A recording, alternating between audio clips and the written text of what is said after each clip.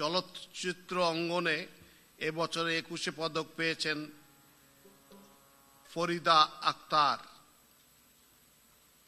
খুব বোঝা যাচ্ছে না বোধহয়, ওরফে ববিতা।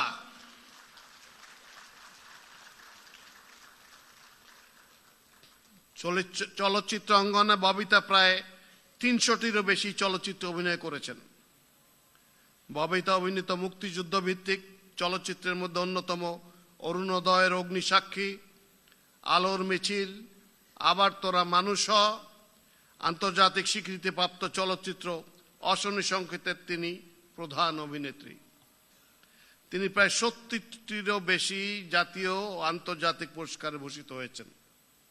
তিনি জাতীয় চলচ্চিত্র পুরস্কারে মোট 4বার শ্রেষ্ঠ অভিনেত্রীর স্বীকৃতি লাভ করেছেন।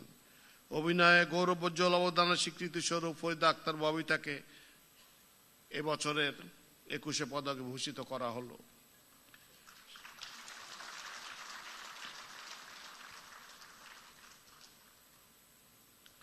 শিল্পকলা ক্ষেত্রে পদকপ্রাপ্ত ফরিদা আক্তার ববিতাকে মাননীয় প্রধান পণ্ডিতের নিকট হতে পদক গ্রহণ করার জন্য অনুরোধ জানাচ্ছি।